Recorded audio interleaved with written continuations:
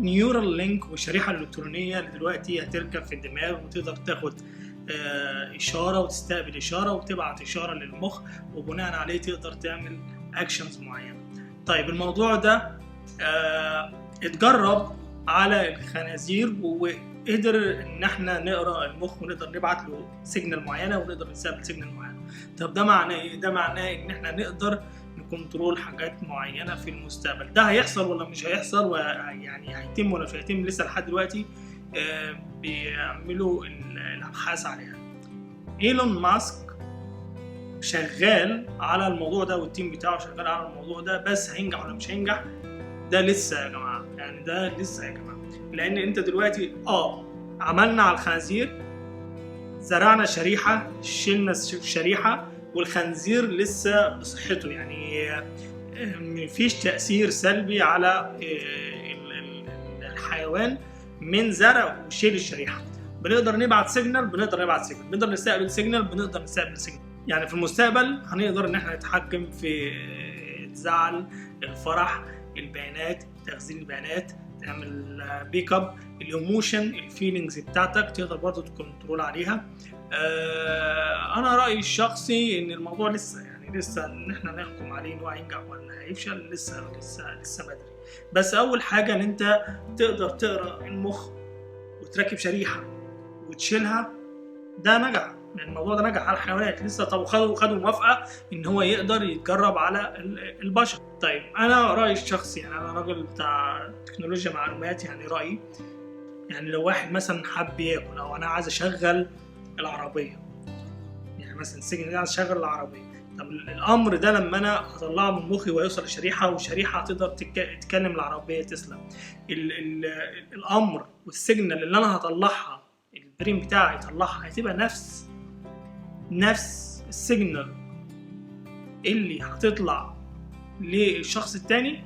انا ده اللي انا يعني ادعي عليه. لو هو نفس السيجنال الموضوع ممكن ينجح. سيجنال مختلفه زي الفينجر برينت، كل شخص له فينجر برينت مختلفه، صح كده؟ طيب بس الايد واحده، بس كل واحد له فينجر برينت مختلف. طب السيجنال ممكن تبقى مختلفه، يعني انا عايز اشغل العربيه فبعت سيجنال في اشاره بتوصل للمخ اللي انا عايز اروح او اشغل العربيه. السيجنال ديت هتوصل للشريحه هتختلف ولا هتبقى هي من شخص لشخص؟ دي النقطه اللي انا بتكلم فيها. يعني انا كراجل، يعني انا سوفت وير انجينير، فمش عارف دي القصه دي ممكن تبقى تختلف شويه. انا دلوقتي سايب لكم الفيديو مختصر المؤتمر اللي عمله ايلون ماسك. طبعا الريسيرش والابحاث جميل جدا، بس انا متهيألي ان احنا ما نقدرش نجزم على اي حاجه لما تتجرب، وعلى التجارب البشريه، وعلى الاوامر اللي هي واحده، يعني الاوامر اللي هي هتبقى كومون. يعني مثلا انت عندك الواحد معروف لكل الناس، 2 معروف لكل الناس. طيب انا لما احب ادي اشاره للمخ ان انا عايز اشرب، هي نفس الاشاره السيجنال هتروح للمخ اللي انت عايز تشرب. انا بتكلم نفس السيجنال بالظبط عشان الشريحه هتستقبلها، ومن هنا هتعرف ان انت عايز تشغل العربيه، من هنا عايز تشرب، من هنا عايز تلعب بلاي ستيشن، من هنا انت عايز تدي امر معين. يا ترى الاشاره اللي طالعه مني للمخ هتبقى هيها بالنسبه لكل الاشخاص، ولا هتبقى مختلفه زي الفينجر برينت؟ احنا الاشخاص كلها واحده بس الفينجر برينت مختلفه. لو راي شخصي، لو فينجر برينت بقت مختلفه، دي هتقابلهم مشكله تانية، وازاي هيعملوا بروسيسنج للقصه ديت، وازاي هيحاولوا يونيفاي الكلام ده كله. ونشوف دي خطوه كويسه. انا ما اعرفش دي هتبقى صالح البشريه ولا دي خطوه اللي هنندم عليها بعدين. So what the beeps you're hearing are real-time signals from the Neuralink in Gertrude's head. So this Neuralink connects to neurons that are in her snout. So whenever she snuffles around and touches something with her snout, that sends out neural spikes, which are detected here.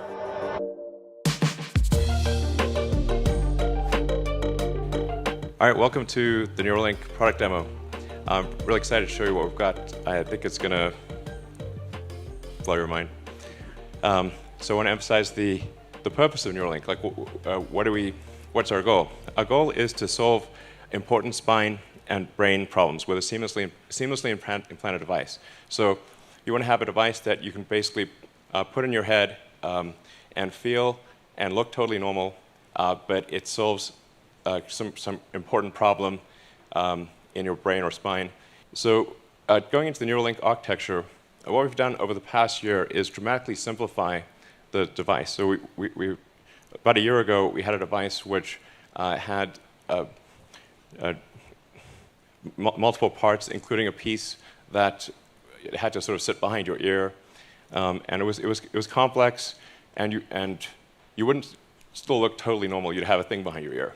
So we've simplified this to simply something that is about the size of a large coin, and it goes in your skull, replaces a piece of skull, and the wires then connect within a few centimeters or about an inch away from the device.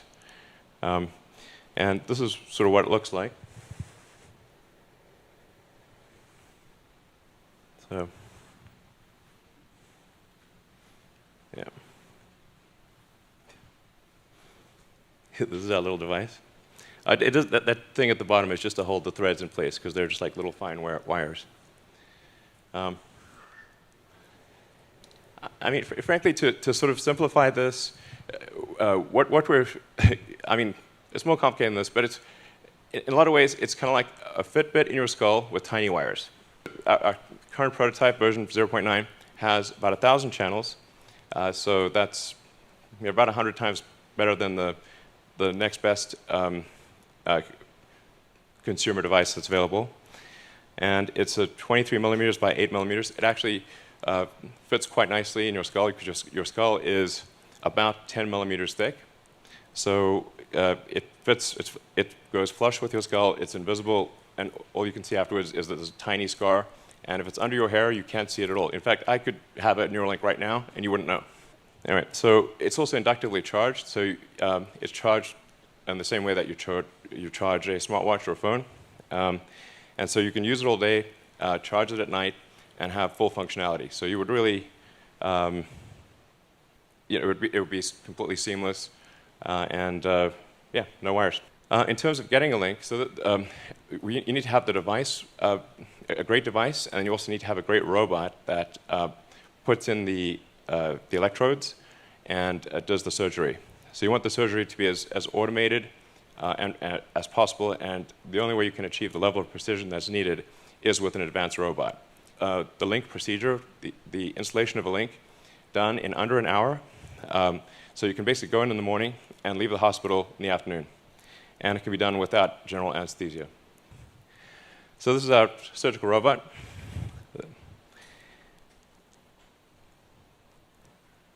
And we actually ultimately want this robot to do essentially the entire surgery. So in everything from incision, removing the skull, inserting the electrodes, placing the device, and then closing things up and having you ready to leave. So we want to have a fully automated system. So this shows you at sort of a close-up view, which I think is actually not too gruesome, of the electrodes being inserted in the brain. And if you look closely, you'll see that it's a little counterintuitive that if the electrodes are inserted very carefully, that there's no bleeding. And so if you have very tiny electrodes, and if they're inserted very carefully, so that the robot actually images the brain and makes sure to avoid any veins or arteries, so that the electrodes can be inserted with no noticeable damage. So you will have no noticeable neural damage in inserting the link. So does it actually work? And what I'm excited to show you, I call it like the Three Little Pigs demo. And if our animal handlers, we're bringing out the pigs. And what we're going to show you is well, I'll walk right over and show you. So what we have in pen number 1 is Joyce, and she does not have an implant. obviously healthy and happy. We're trying to get Gertrude out. This is how you know it's a live demo. So here's Dorothy. And in the case of Dorothy, Dorothy used to have an implant, and then we removed the implant. So this is a very important thing to demonstrate is reversibility. So if you have a Neuralink, and then you decide you don't want it, or you want to get an upgrade, and the Neuralink is removed, is it removed in such a way that you are still healthy and happy afterwards? And what Dorothy illustrates is that you can put in the Neuralink, remove it, and be healthy, happy, and indistinguishable from a normal pig. Oh, thanks, Dorothy. Here we go. Great. Okay. Great. Okay. This is a high-energy pig. All right. Gertrude, thanks for coming out. So what the beeps you're hearing are real-time signals from the Neuralink in Gertrude's head. So this Neuralink connects to neurons that are in her snout. So whenever she snuffles around and touches something with her snout, that sends out neural spikes, which are detected here. And so on the screen, you can see each of the spikes from the 1,024 electrodes. And then if she snuffles around, touches her snout in the ground, or you kind of feed her some food, pigs love food, then you can see the neurons will fire much more than when you're not touching the snout. And that's what's making the beeping sound. All right, cool. So as you can see, we have a healthy and happy pig, initially shy, but obviously high energy and kind of loving life. And she's had the implant for 2 months. So this is a healthy and happy pig with an implant that is 2 months old and working well. Yeah.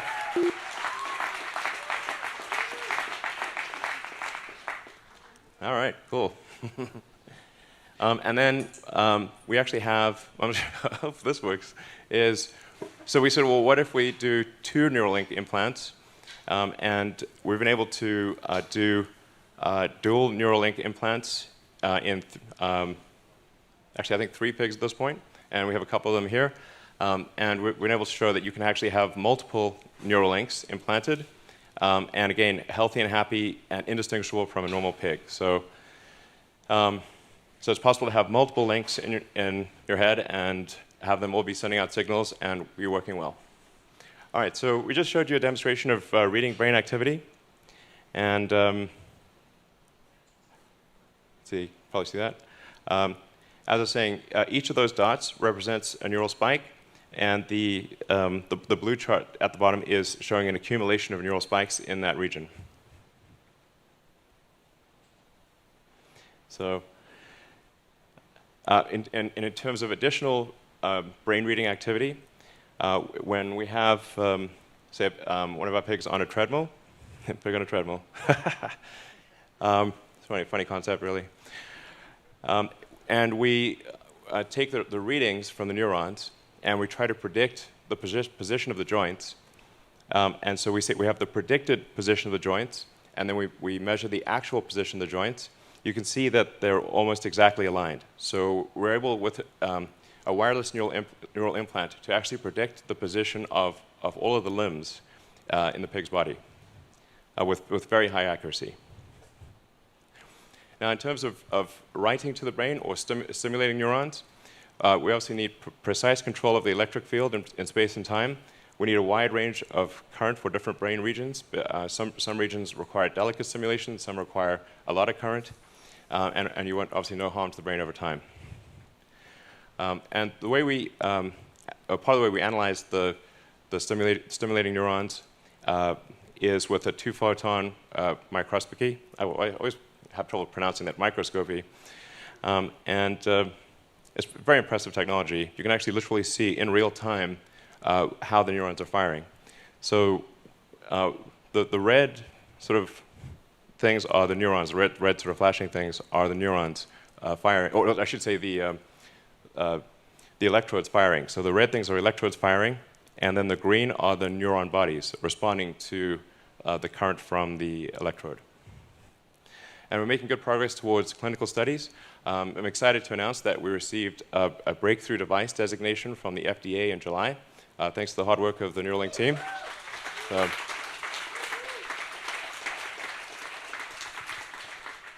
So I want to be clear, we're working closely with the FDA, and we'll be extremely rigorous. In fact, we will significantly exceed the minimum FDA guidelines for safety. We will make this as safe as possible. But what are some likely first applications? So our first clinical trial is aimed at people with paraplegia or tetraplegia, so cervical spinal cord injury. We're going to enroll, we plan to enroll a small number of patients to make sure the device is safe and that it works in that case. Yeah, so actually just to elaborate on that, if somebody is like a severe spinal cord injury, to the degree that they have very limited control even over their facial muscles. I think something that's very exciting as a long-term application is if you can sense what somebody's trying to do with their limbs, what they want to do with their limbs, then you can actually do a second implant that's at the base of the spine or wherever, just after wherever the spinal injury occurred, and you can create a neural shunt. So I think long-term, I'm confident that long-term it will be possible to restore somebody's full body motion. Another question from Twitter, will you be able to save and replay memories in the future?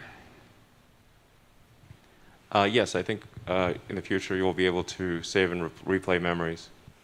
I mean, this is obviously sounding increasingly like a Black Mirror episode, but well, I guess they're pretty good at predicting. But yeah, essentially, if you have a whole brain interface, everything that's encoded in memory, you could upload. You could basically store your memories as a backup and restore the memories. And ultimately, you could potentially download them into a new body or into a robot body. The future is going to be weird. One common theme that's been coming up a lot on these Twitter questions coming in is that of availability. And so Matthias has a specific question on this, which is, any estimate of how much it will cost at launch and what price it will reduce to over time? Well, I think at launch, it's probably going to be, I would say that's not really representative, because at first, I think it's going to be quite expensive, but that price will very rapidly drop. And I think over time, we want to get the cost obviously down as low as possible. But I think inclusive of the automated surgery, I think we want to get the price down to a few $1,000s, something like that. And I think that's possible. I think it should be possible to get it similar to LASIK, and then the device electronics itself, I think will not be very expensive. Because it actually does use a lot of the parts that are made in extremely high volume in tens of millions of units for smartphones and smartwatches and wearables in general.